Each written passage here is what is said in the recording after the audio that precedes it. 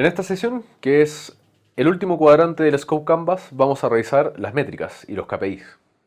Y la importancia de medir en nuestro proyecto y cómo las métricas se convierten en el punto de observación a través del cual, en el transcurso del proyecto y a medida que ya estamos funcionando como negocio, podemos validar todo el resto del Canvas. Acá lo que queremos determinar es cómo sabemos que los objetivos se están cumpliendo, cómo medimos, en qué punto medimos, cómo vamos a saber si lo estamos logrando. Algunos ejemplos, y acá las métricas varían un montón según el tipo de proyecto, ya lo vamos a ver en el mapa cartesiano. Tenemos cosas como la recurrencia de uso, el tiempo para completar una tarea, o un funnel completado. ¿Se acuerdan en el caso de las acciones de usuario? Si tenemos un comportamiento, una acción llamada comprar, esa se compone en realidad de una secuencia de pasos que es un funnel. Y eso obviamente lo podemos medir acá. Número de peticiones de soporte. Y hay un par de métricas que voy a explicar al final que sirven para medir usabilidad y satisfacción de usuarios, que son el SUS y el NPS. En el caso de nuestro proyecto de ejemplo, nuestro proyecto de la aplicación de perritos, hay ciertas cosas que queremos medir que son importantes para nosotros tanto porque nos permiten observar las acciones de los usuarios y también nos permiten acercarnos y poder medir y cuantificar nuestros objetivos de negocio. Lo primero son la cantidad de reencuentros. Lo segundo es la cantidad de adopciones. Y acá obviamente estos dos están bastante vinculados. También queremos medir la tasa de efectividad y esta tasa de efectividad es una métrica que nosotros vamos a construir haciendo una relación entre la cantidad de reportes totales de perritos perdidos versus la cantidad de reencuentros. Y por supuesto también la tasa de efectividad entre la cantidad de reportes de encontrados versus los reencuentros finalmente concretados. Y también queremos medir la cantidad de plata en recompensas procesadas para ver si es que realmente hay una posibilidad de armar un modelo de negocio.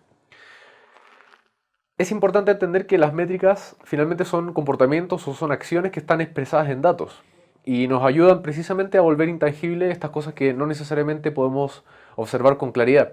Nos cuentan además la historia de nuestros usuarios porque no podemos estar en cada una de las casas de cada uno de nuestros usuarios observándolos en el momento preciso en el que usan nuestro producto. Por ende, las métricas y las huellas que dejan las métricas a través de analíticas y otros medios nos permiten ir entendiendo y nos permiten ir cortando la historia de los usuarios y tomar acción si es que las cosas no están saliendo bien. Y esta es la importancia de medir, que es algo que, como les contaba al principio, hizo surgir el Scope Canvas como tal, en este formato, y que lo consideramos muy importante para que los proyectos de experiencia de usuario realmente tengan una efectividad y realmente tengan sentido. Y la importancia de medir es que no puedes engañarte. Si no mides, todo queda en el terreno de la subjetividad, de qué tan convincente eres, de qué tan contenta quedó tu cliente o el equipo, pero cuando estás midiendo, no hay espacio para las segundas interpretaciones. Si lo lograste, y si no, no lo lograste. Te permite actuar, porque a medida que te vas dando cuenta que algunas cosas no están saliendo bien con las métricas, eso te permite reaccionar. Una de las esencias de trabajar con Lean UX es la capacidad de poder estar aprendiendo y mejorando y corrigiendo en tiempo real. La única manera que podamos hacer eso y que sea eficiente en costos es tener métricas, es tener sistemas y formas de medir y poder estar continuamente observando. De esa forma, una vez por semana, cada 2 veces por semana o incluso en tiempo real, a medida que van apareciendo ciertos números o ciertos indicadores que nos cuenten una historia o nos lleven a una conclusión, nosotros vamos a ser capaces de actuar. Y por último, el poder medir te permite proyectar. Si has tenido un cierto crecimiento hasta el momento, puedes proyectar un cierto crecimiento hacia el futuro, puedes fijar ciertas expectativas, especialmente de corto plazo, y eso te permite, por supuesto, planificar, decidir nuevas estrategias de negocio, tomar ciertas decisiones. Por ende, es muy importante encontrar la métrica. Cuando uno trabaja con clientes en proyectos de UX con empresas consolidadas, usualmente le toca trabajar con ciertas áreas corporativas que tienen gerentes, y estos gerentes suelen tener claro cuál es su KPI. Y cada área suele tener su KPI o su métrica en particular. El KPI es lo que se entiende como un Key Performance Indicator, y es una manera gringa de decir este es un indicador clave de rendimiento o de performance. Y finalmente es el número que sintetiza o que resume o que está en el centro de todas las actividades que nosotros hacemos. Por ende, no es que solamente estemos midiendo el KPI y absolutamente nada más. Probablemente vamos a estar midiendo un montón de cosas. E incluso muchas veces estas métricas clave, estos KPIs, se construyen a partir de un montón de métricas que son secundarias y que por supuesto que las tenemos que considerar. Lo importante acá es tener una jerarquía y poder tener súper claro desde el principio cuál es aquella métrica que es más importante. ¿Cómo medimos el éxito? ¿Qué es lo que buscamos optimizar o mejorar? ¿Cuál es el número que nosotros vamos a poner en una pantalla gigante? Y si ese número mejora, nosotros celebramos. Y si ese número decae, nosotros nos preocupamos. Como les decía, las métricas tienen que responder a las acciones y a los objetivos al mismo tiempo. Es por eso su posición en el Canvas. En este caso, he quitado los papelitos del Canvas momentáneamente para traerlos acá y poder mostrar las interrelaciones entre las métricas y los objetivos de negocio y las acciones. Se pueden dar cuenta que hay relaciones entre métricas y ciertos objetivos que están ayudando a medir, y también hay relaciones entre métricas y ciertas acciones que están ayudando a observar. No todos los papelitos de las métricas están relacionadas con objetivos y con acciones, pero lo realmente importante acá es que no hay ninguna métrica que está huérfana, no hay ningún objetivo que está huérfano y no hay ninguna acción que está huérfana. Tiene que haber una conexión. En el momento que hay una desconexión, si tenemos un objetivo que no está conectado con una métrica, o si tenemos una acción de usuarios que no está conectado con una métrica, al momento de lanzar el producto y comenzar a observar, no vamos a ser capaces de observar eso que declaramos en el Canvas. Se va a quedar como un punto ciego. Otra cosa muy importante es arrancar de las famosas Vanity Metrics. Las Vanity Metrics son esas métricas que suenan súper bien, que probablemente nos encante mencionarla a la prensa, a nuestros amigos, a nuestra familia y en nuestras redes sociales para vernos mejor, pero que realmente no tienen mucho que ver con el éxito del proyecto. Usualmente, y a menos que seamos Facebook o seamos Twitter, la cantidad de likes, la cantidad de seguidores, la cantidad de visitas, no necesariamente tienen mucho que ver con el éxito de nuestro producto, con la disposición a la adopción o con la disposición a la compra. Yo desconfío mucho de cuando observo ciertos emprendimientos que relatan su éxito diciendo, bueno, yo me gané una cierta cantidad de fondos en una aceleradora, o yo he ganado un montón de concursos de innovación o concursos de emprendimiento. Esas son vanity metrics porque realmente no hablan del éxito que el producto está teniendo con los usuarios finales. No habla de qué tan efectivo eres para resolver un problema. Entonces, por muy popular que seas, por muy bien que te vaya en redes sociales, por muy bien que te vaya con los inversionistas y con concursos de innovación y emprendimiento y en la prensa, al menos tú tienes que tener claro, y tu equipo tiene que tener claro, que esas métricas no son importantes. Obviamente que hay excepciones y tienen que ver nuevamente con tu core de negocio. Por ejemplo, las page views, las visitas a tu sitio web, sí tienen importancia si tu modelo de negocio está basado en poner publicidad a la cual en el fondo te paga por cantidad de impresiones o cantidad de clics. Ahí hay un caso específico, pero es un caso que por supuesto está vinculado a tu modelo de negocio, está vinculado a cómo te entra plata y cómo se sustenta el resto de tu proyecto. Pero tienes que tener clara esa distinción, no autoengañarte y mejor aún, no tratar de engañar a quienes están en el mundo exterior.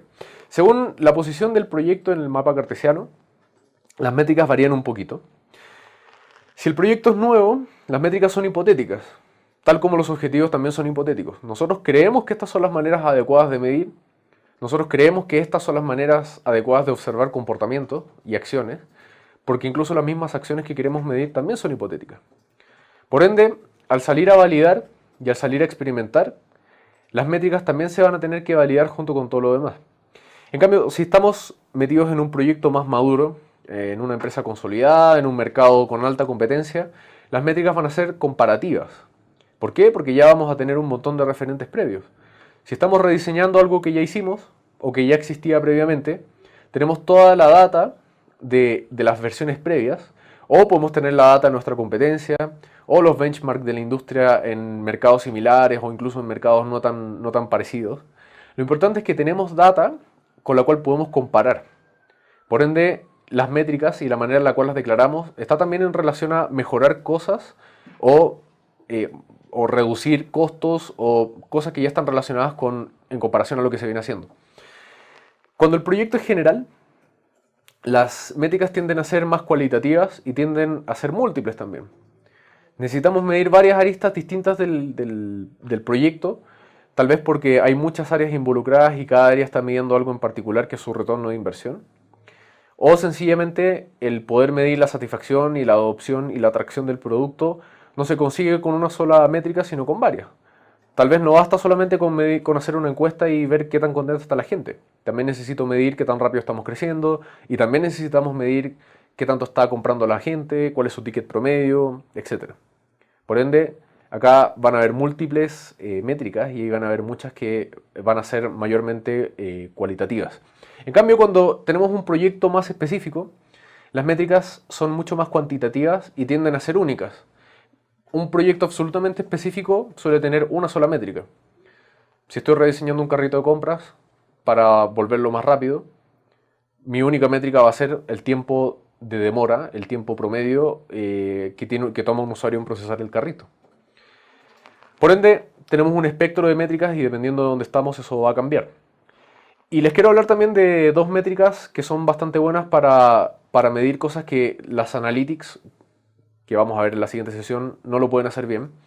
Una es el Net Promoter Score, que es un score que además es un benchmark en general de las industrias y por ende está bastante aceptado y bastante estandarizado, y que tiene que ver con esa famosa pregunta de 1 a 10, ¿qué tan dispuesto estás a recomendar este producto a tus amigos y a tus conocidos? Si el promedio de todas las encuestas de Net Promoter Score de todos tus clientes que le respondieron es entre 9 o 10, significa que tienes una gran cantidad de usuarios que son promotores. Entre 7 y 8 una cierta cantidad de usuarios que son neutrales y de 6 para abajo tienes detractores. Y esto te permite entender la satisfacción en general de los usuarios con tu propuesta de valor y con tu proyecto a través de la disposición que van a tener ellos a recomendar. Y otra métrica es el SUS. Y el SUS se creó como una métrica de usabilidad que fuera más o menos general y que también permitiera hacer benchmark en la industria, porque finalmente cada proyecto, la usabilidad se mide de una manera distinta, pero lo que queremos medir acá es una satisfacción a nivel general con la percepción de facilidad de uso de una herramienta. Por ende, las preguntas se contestan con un score de 1 a 5 y hay un montón de preguntas relacionadas a si te sentiste cómodo usando este producto, si te parece que este producto es difícil de usar, si te parece que otras personas van a tener problemas adoptando el producto, si te sentiste a gusto, si te pareció agradable, y las preguntas de alguna forma van redundando y se sobrelapan unas con otras, precisamente para poder tener una panorámica bien completa y lo menos sesgada posible acerca de cómo se sintieron los usuarios con nuestra herramienta. Si estamos haciendo un rediseño, ya sea de una app, de un sitio web, de un portal o incluso de una sucursal presencial, poder medir el SUS antes y después nos permite establecer si es que realmente nuestro trabajo de diseño fue efectivo. Y si es que realmente fuimos capaces de hacer una mejora y que las personas sientan que la nueva versión, el nuevo diseño, es realmente más fácil y más agradable de usar. Acá es donde termina los cuadrantes del Scope Canvas. Nos quedan algunas sesiones de redondeo. En la siguiente sesión lo que vamos a hacer es analizar un poco más ciertas métricas digitales ya específicamente relacionadas con temas web y móvil, que son Analytics y Mixpanel. Y también vamos a redondear un poco en entender cómo se cierra este Scope Canvas, cómo se le da continuidad, cómo podemos ir prototipando y cómo continúa el trabajo una vez que la primera versión del Canvas ya ha sido completada.